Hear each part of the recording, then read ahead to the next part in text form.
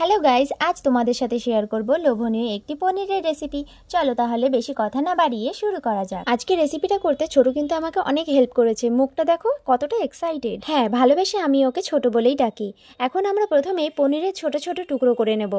পনিরটা কাটতে অবশ্য দাদা আমাকে হেল্প করেছে। আমাদের বাড়িতে 1 কেজির একটা পনিরের প্যাকেট ছিল। এতটা পনির দিয়ে কী করব, তাই আমি একটু বেশি পরিমাণে চিলি পনির বানিয়েছিলাম।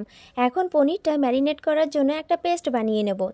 তার জন্য মিক্সিং বলে দিয়ে দিলাম পেঁয়াজ, 3টে লঙ্কা, 5 কোয়া রসুন, 1 টুকরো আদা আর কিছুটা ধনেপাতা।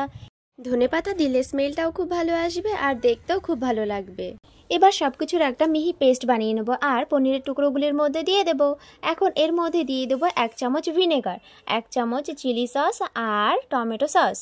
সব শেষে সামান্য নুন ও পরিমাণ মতো কর্নফ্লাওয়ার দিয়ে ভালো করে মিশিয়ে 10 থেকে 15 মিনিটের জন্য ঢেকে রেখে দেবো। তোমরা কে কে আমার মতো পনির খেতে ভালোবাসো অবশ্যই কমেন্টে জানিও। এবার চিলি পনিরের গ্রেভি বানানোর জন্য কেটে নিলাম 2টি পেঁয়াজ। পেঁয়াজটাকে আমি 4 ফালি করে সব কোয়াগুলো খুলে নিচ্ছি।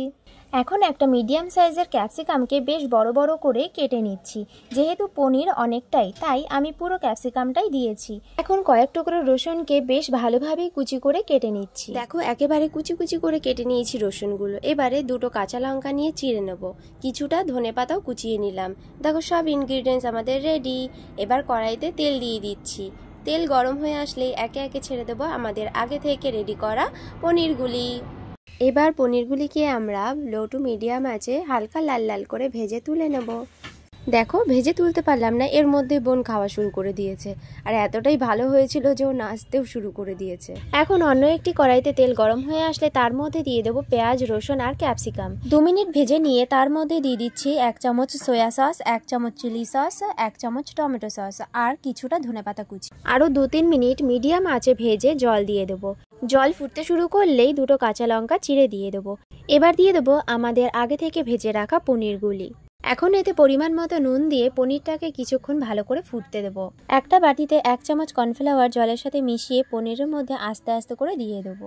এখন আরও কিছু সময় ফুটিয়ে গোলমরিচ গুঁড়ো আর ধনেপাতা দিয়ে তুলে নেব। এদিকে দেখো আমার বাবা পেটাই পরোটার আয়োজন করে ফেলেছে। দেখো কত সুন্দর পোক্ত হাতে লেচিগুলোকে শেপ দিয়ে নিচ্ছে। আসলে আমার বাবা এগুলো করতে খুবই পছন্দ করে। আমরা যখনই নতুন কিছু ট্রাই করি বাবাও খুব এক্সাইটেড হয় আর আমাদের অনেক হেল্প করে দেয়। পরোটাগুলো বেলা হয়ে গেলেই অল্প অল্প তেল দিয়ে ভেজে নেব। এর মধ্যে আমাদের পরোটাগুলি সব ভাজা হয়ে গেছে আর এদিকে পনিরটাও প্লেটে তুলে নিয়েছি। তোমরা বিশ্বাস করবে না, প্রায় অর্ধেকটা ও একাই খেয়ে নিয়েছে। পেটাই পরোটাকে একটু পিটিয়ে তার মধ্যে পনির ভরো আর মুখে পড়ো। অসাধারণ লেগেছিল পনিরটা খেতে। আমার বোন তো একবার খেয়ে আর আটকাতেই পারেনি নিজেকে। তোমরা বাড়িতে অবশ্যই ট্রাই করো আর জানাতে ভুলো না জানো তোমাদের কেমন লাগলো।